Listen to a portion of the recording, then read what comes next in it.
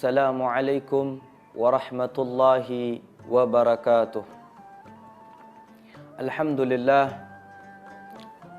Alhamdulillahilladzi hadana bi'abdihil mukhtari man da'ana ilaihi bil'idhni wa qad nadana labbaika ya Rasulullah labbaika ya Habiballah labbaika ya man dallana wa hadana. Ashhadu an la ilaha illallah wahdahu la syarika lah wa ashhadu anna sayyidana Muhammadan abduhu wa rasuluh. Allahumma salli wa sallim ala sayyidina Muhammadin miftahi bab rahmatillah adada ma fi ilmillah salatan wa salaman da'imaini bidawami mulkillah wa ala alihi wa sahbihi wa mawalah.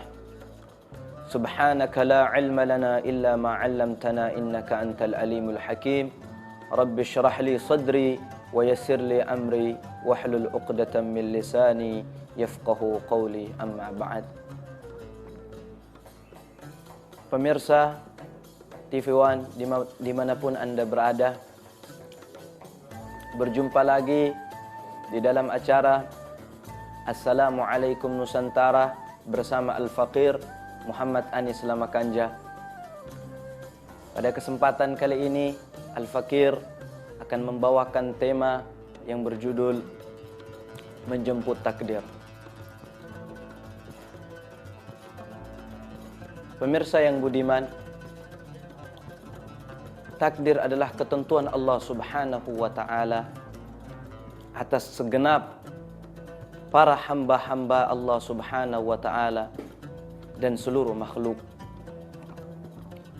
Dalam sebuah hadis yang disampaikan oleh Ibnu Mas'ud, beliau berkata, haddatsana Rasulullah sallallahu alaihi wasallam wa huwa shadiqul masduq,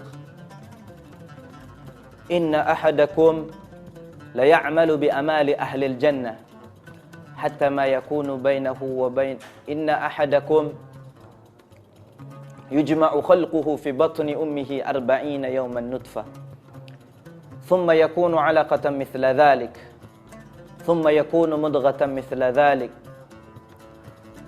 thumma yursalu ilayhi al-malak fayunfakhu fihi ar-ruh wa yu'maru bi arba'i kalimatin bi katbi rizqihi wa ajalihi wa 'amalihi syaqiyyun aw sa'id. Walladzi ba'atsaka bil haqq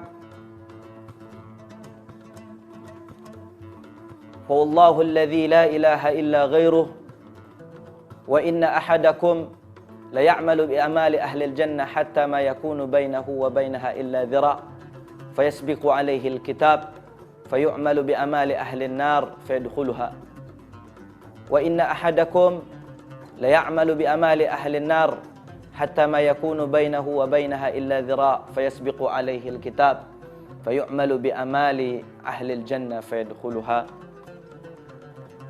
Dalam hadis yang diriwayatkan Ibnu Mas'ud di atas, bahwasanya Rasulullah sallallahu alaihi wasallam bersabda, sesungguhnya kalian yujma'u khalquhu fi batni ummihi 40 yawman nutfah. Allah Subhanahu wa ta'ala mengumpulkan kita di dalam kandungan, di dalam penciptaan, di dalam perut ibu kita 40 hari masih berupa nutfah, yakni air mani. Thumma yakunu 'alaqatan mithla dhalik. Kemudian 40 hari berikutnya menjadi segumpal darah. Thumma yakunu mudghatan mithla dhalik. Kemudian 40 hari berikutnya menjadi segumpal daging. Thumma yursalu ilaihi al-malak. Kemudian diutus satu orang malaikat oleh Allah Subhanahu wa ta'ala. Fayunfakhu fihi ar-ruh. Lalu malaikat yang diutus oleh Allah ini meniupkan ruh kepada si cabang bayi. Fayu'maru bi arba'i kalimat. Dan Allah menyuruh malaikat ini untuk menuliskan 4 ketetapan bagi si cabang bayi. Jadi Allah Subhanahu wa ta'ala menciptakan manusia dari proses menuju proses yang lain. Pertama, 40 hari pertama manusia masih berupa air mani. Kemudian 40 hari berikutnya berupa segumpal darah. Kemudian 40 hari berikutnya menjadi segumpal daging. Lalu Allah Subhanahu wa taala membentuk seluruh anggota tubuh manusia daripada kepala, tangan, kaki dan lain sebagainya. Dalam waktu 3 kali 40 hari ini atau 120 hari atau di 3 bulan, Allah Subhanahu wa taala memerintahkan malaikat untuk meniupkan ruh. Jadi di umur 4 bulan, di umur 120 hari, manusia di dalam kandungan ibunya telah memiliki ruh, telah hidup.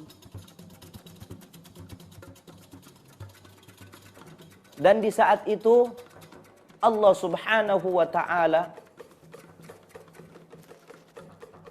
menyuruh malaikat untuk menuliskan 4 takdir ketetapan yang sudah tidak bisa diubah.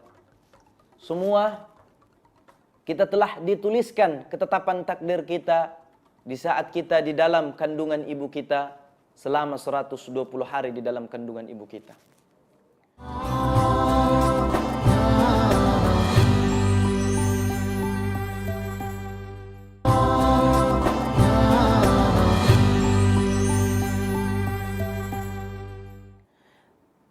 Yang pertama, takdir yang dituliskan bikatbi rizqihi, dituliskan ketetapan rezeki kita. Jadi rezeki semua makhluk telah Allah tentukan di saat kita masih di dalam perut. Jadi kita tidak perlu risau kepada ketetapan rezeki karena Allah Subhanahu wa taala telah menetapkan bagi setiap makhluknya. Allah Subhanahu wa taala berfirman, A'udzu billahi minasyaitonir rajim. Wa ma min dabbatin fil ardi illa 'alallahi rizquha. Tidak ada satupun makhluk melata yang ada di muka bumi Allah melainkan Allah Subhanahu wa taala telah mencatatkan baginya rezekinya. Kita terkadang mengambil hak Allah Subhanahu wa taala. Kita merasa apa yang kita miliki dari rezeki hal duniawi yang kita miliki itu dari usaha kita, bukan dari Allah Subhanahu wa taala. Pemahaman-pemahaman seperti ini yang salah. Sesungguhnya rezeki adalah sesuatu yang telah Allah tetapkan di saat kita di dalam kandungan 120 hari. Tidak ada campur tangan kita. Berapa rezeki yang Allah tentukan, begitulah yang kita akan dapati. Walaupun kita berusaha keras, kalau Allah cuma menentukan sedikit, maka kita akan mendapati sedikit. Walaupun kita tidak bekerja sekeras mungkin, tapi Allah menentukan rezeki kita banyak, maka kita akan mendapati rezeki yang banyak. Kita kadang mengambil hak Allah Subhanahu wa taala sebagai makhluk. Sehingga ubudiyah, ibadah kita kepada Allah kita lupakan karena kesibukan di dalam mencari hal yang sudah ditentukan oleh Allah Subhanahu wa taala. Oleh sebab itu, Al-Imam Syekh Ibnu Athaillah Al-Askandari menyebutkan di dalam kitabnya Al-Hikam, beliau mengatakan, "Arih nafsaka minat tadbir, fama qama bihi ghairu anka la taqum bihi anta li nafsi." Tinggalkanlah urusan ikut campur kepada tinggalkanlah ikut campur kepada urusan yang telah ditentukan oleh pihak lain untukmu. Siapa pihak lain? Yakni Allah Subhanahu wa taala. Urusan apa itu? Rezeki. Allah sudah menentukan rezeki. Jadi tinggalkan, kita tidak perlu ikut campur kepada rezeki yang telah Allah Subhanahu wa taala tentukan. Beliau juga menyebutkan ijtihaduka fima dhamina laka wa taqsiruka fima taliba minka dalilun ala intimasil basiratu minka. Kesungguh-sungguhanmu di dalam mencari sesuatu yang telah dituntut untukmu, dan engkau kesungguh-sungguhanmu di dalam mencari sesuatu yang telah Allah Subhanahu wa ta'ala jamin untukmu, dan kau kurang di dalam memenuhi hak-hak yang Allah tuntut untukmu, menunjukkan bahwa butanya mata hatimu. Allah menuntut kita untuk beribadah, sedangkan rezeki telah Allah Subhanahu wa ta'ala jamin bagi setiap makhluknya. Sebagaimana disebutkan di dalam hadis tadi. Jadi kita tidak perlu risau kepada pemberian rezeki Allah Subhanahu wa ta'ala, karena rezeki telah ditentukan oleh Allah selama kita berada di dalam perut ibu kita 120 hari. Yang kedua, takdir yang dituliskan untuk kita adalah ajal, kematian. Kematian kita telah ditentukan di saat kita 120 hari di dalam kandungan ibu kita. Allah Subhanahu wa ta'ala telah menuliskan ketetapan ajal bagi setiap orang. Kita semua akan mati menghadap Allah Subhanahu wa ta'ala. Kullu atin qarib, segala sesuatu yang akan datang itu adalah dekat. Kematian adalah dekat bagi kita. Kematian adalah sesuatu yang akan menghampiri setiap yang bernyawa. Sebagaimana disebutkan di dalam Al-Quran, kullu nafsin dha'iqatul maut. Setiap yang berjiwa, setiap yang bernafas akan mengalami yang namanya kematian. Dan Allah Subhanahu wa ta'ala juga menyebutkan dalam ayat yang lain, a'udzu billahi minasyaitonir rajim, idza jaa ajaluhum la yasta'khiruna sa'atan wa la yastaqdimun. Apabila telah datang kepada mereka ajal, kematian, maka tidak bisa diakhirkan, tidak bisa ditunda, dan tidak bisa dikedepankan itu kematian. Karena kematian adalah takdir yang sudah digariskan di saat kita masih di dalam kandungan ibu kita. Maka persiapkan diri kita untuk menuju kematian, untuk berhadapan kepada Allah Subhanahu wa ta'ala.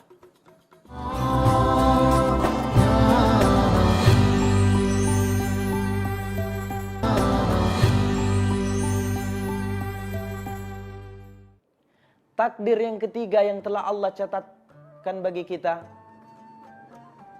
wa amalihi, amal-amal kita. Allah Subhanahu wa ta'ala telah mencatat, telah menggariskan amal-amal kita, min khairin aw syarri, dari yang baik atau yang buruk.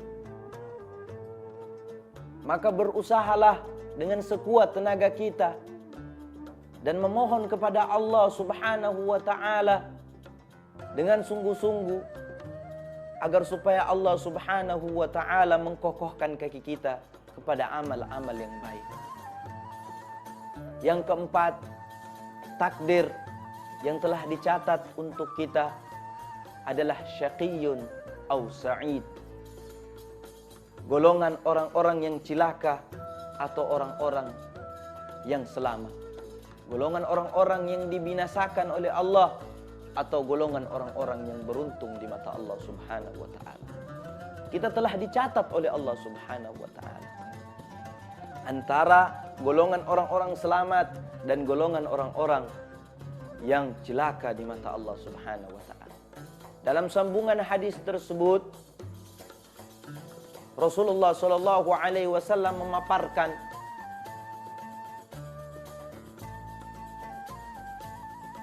wallahu alladzi la ilaha illa ghairuh wa inna ahadakum la ya'malu bi amali ahli al-jannah hatta ma yakunu bainahu wa bainaha illa dhira' fayasbiqu alaihi al-kitab fayu'malu bi amali ahli an-nar. Dalam hadis ini Rasulullah sallallahu alaihi wasallam melanjutkan, sesungguhnya di antara kalian ada orang yang beramal dengan amalan ahli jannah, amalan ahli surga. Dia berbuat ibadah dengan ibadah para penghuni surga. dia ibadah kepada Allah, salat 5 waktu dengan sunnah-sunnah muakkad yang telah diajarkan oleh Nabi Muhammad. Ibadahnya, qiraah Al-Qur'annya, ibadahnya kepada Allah, Masya Allah. Puasa, sunnah beliau kerjakan, mereka kerjakan. Tetapi kata baginda Nabi Muhammad SAW, fayasbiqu alaihil kitab, akan tetapi takdir Allah telah mendahuluinya, fayamalu bi amali ahlin nar, sehingga dia mengerjakan amal-amal perbuatan orang ahli neraka di akhir ayatnya, fayadkhuluha, sehingga dia memasuki neraka. Ada orang yang mengerjakan ibadah, Masya Allah, banyak ibadahnya kepada Allah, sering sujud kepada Allah, tetapi takdir Allah mendahuluinya. Dia dicatat sebagai orang yang cilaka, sehingga pada akhir hayatnya dia mengerjakan ibadah para penghuni ahli neraka, sehingga dia dimasukkan Allah ke dalam neraka. Jadi dalam teks hadis yang disampaikan Nabi Muhammad SAW ini, dianjurkan kepada kita untuk senantiasa mawas diri, khawatir, khauf, takut kepada Allah Subhanahu wa ta'ala. Tidak merasa bangga dengan ibadah yang kita kerjakan. Akan tetapi ketika kita beribadah, kita merasa bahwa yang kita kerjakan ini, kita bayangkan Allah Subhanahu wa ta'ala akan menerima apa yang kita kerjakan. Dan harus ada rasa takut di dalam hati kita akan setiap apa yang kita kerjakan ini akan ditolak oleh Allah Subhanahu wa ta'ala. Ini adalah ahwalus salihin, orang-orang saleh terdahulu. Walaupun banyak ibadah mereka, banyak perbuatan baik yang mereka kerjakan, tetapi hati mereka sangat takut kepada Allah Subhanahu wa ta'ala, diakhirkan, dimatikan di dalam keadaan su'ul khatimah, akhiran yang buruk. Tidak sedikit di dalam kitab-kitab para salafun salih dijelaskan tentang ada orang yang beribadah puluhan tahun, akan tetapi Allah balikan sehingga dia mengamalkan amalan-amalan penduduk ahli neraka, sehingga dia berbuat maksiat kepada Allah di akhir hayatnya dan dimasukkan ke dalam neraka. Di antaranya adalah kisah sebagaimana disebutkan di dalam kitab Majalisus Saniyah fi Syarhil Arba'in Nawawiyah. Di situ disebutkan tentang kisah Barsesah, seorang abid ahli ibadah di kalangan Bani Israel. Barsesah ini terkenal di zaman Bani Israel dengan seorang abid yang senantiasa sujud beribadah kepada Allah, berpuasa di siang harinya. Beliau beribadah di dalam kitab tersebut disebutkan mi'ataini wa ishrina sana, 220 tahun beribadah kepada Allah Subhanahu wa ta'ala. Karena umur-umur orang terdahulu zaman Bani Israel itu umur-umurnya panjang, Allah panjangkan umur mereka. Barsesah ini beribadah selama 220 tahun kepada Allah, sujud kepada Allah siang dan malam. Akan tetapi apa yang terjadi? Allah Subhanahu wa ta'ala matikan beliau di dalam keadaan su'ul khatimah, mati dalam keadaan kafir. Dalam sambungan hadis tersebut, wa inna ahadakum la ya'malu bi amali ahli an-nar hatta ma yakunu bainahu wa bainaha illa dhira' fayasbiqu 'alaihi al-kitab fayu'malu bi amali ahli al-jannah fayadkhuluha. Sesungguhnya di antara kalian ada orang yang mengerjakan amalan ahli neraka sehingga jarak antara dia dan neraka adalah 1 zira', tetapi takdir Allah mendahului dia sehingga orang ini mengerjakan amalan ahli surga sehingga dia masuk ke dalam surganya Allah.